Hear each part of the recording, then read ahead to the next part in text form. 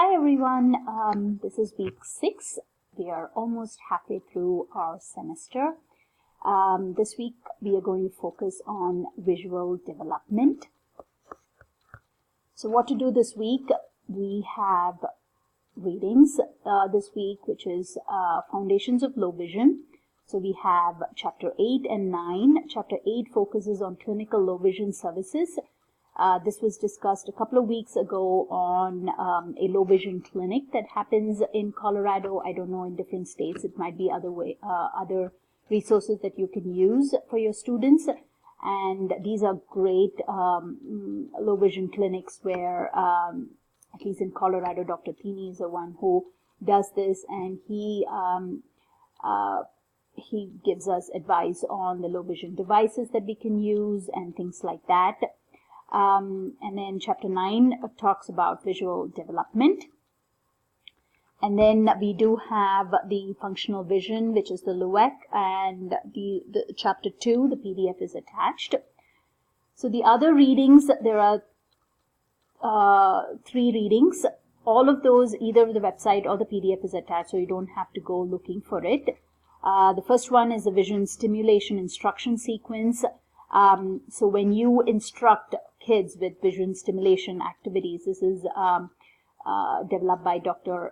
Natalie Baraga, and she kind of says, just gives a sequence as to what you need, how do you need to instruct stimulation, like use of the functional vision that you have. What is the sequence? What do you do first? Do you start teaching by tracking, or do you start with looking at flashlight, that kind of stuff. So she gives that. It's a little old resource, but it's great to read those. And then the problems with vision stimulation. Again,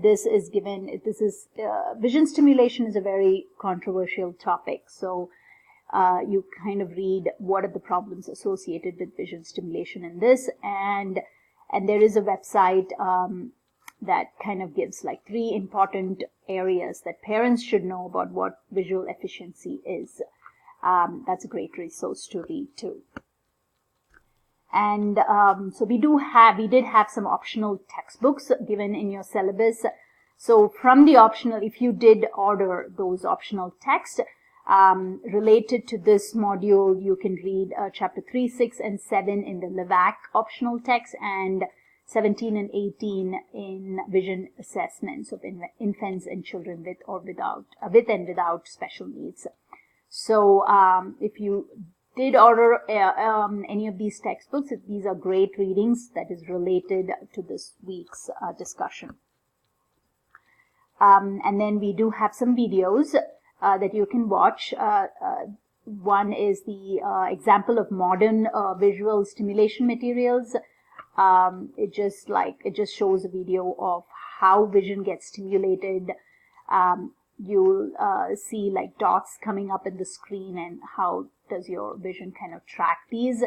And example of teaching visual efficiency skills. This is a teacher showing a child to make choices. That's a way of making the instruction of visual efficiency more functional. And of course, this week is the last week that you will be working on the eye condition report. It should be completed by this Sunday. It's due this week. Just make sure you do all of that is necessary for the eye condition report. And there is discussion post. The post is related to the visual stimulation controversy. Note that you have to post your initial response before you can see the response of others. So just to give a quick overview on visual development, we know that we need to understand not only what children see, but how they see it. This will help us in educational programming. There's a great table in the Foundations textbook on the continuum of visual development. So go through that. At what age, what are the things that develops from babies, from newborns to what age does visual development stop?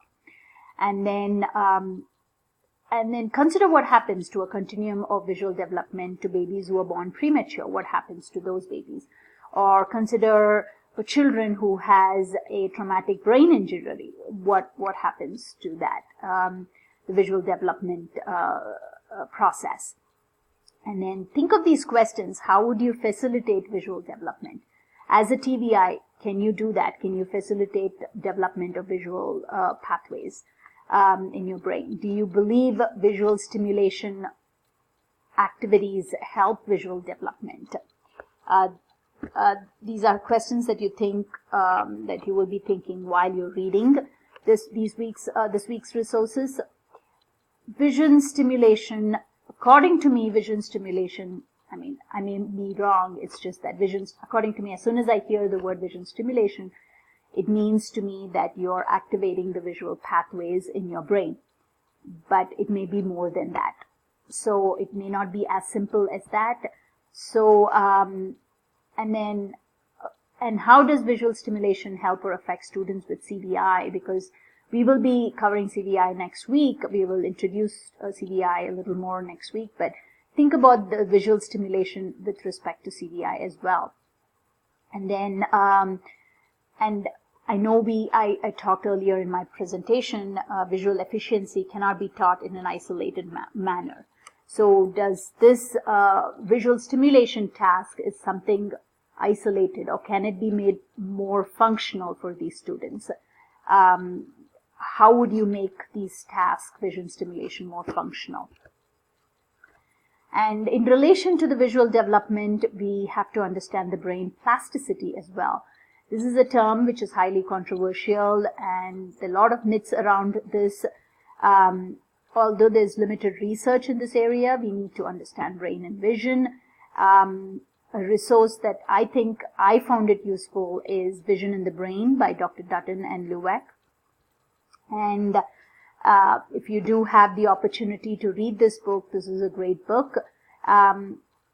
It's Dr. Dutton's view on vision in the brain is different from Dr. Christine Roman's. So you will see how it's different in the next few modules. And then as TVIs, we are in the middle between the medical field and the educational field. We are the experts in the educational field. We are the translators. We interpret what we see in the medical part of the student and kind of interpret in the educational setting. So, and we should remember knowledge is power. So the more we know about how the medical condition affects a student's vision, the better we can help. There is quite a lot of reading. Make sure you finish your eye condition report to the best ability you can, and then with your partner. And we should be able to see all your reports, and then the point of these reports, we will post all of your reports in next week's module, so you can comment on your peer groups as well. So that's about it.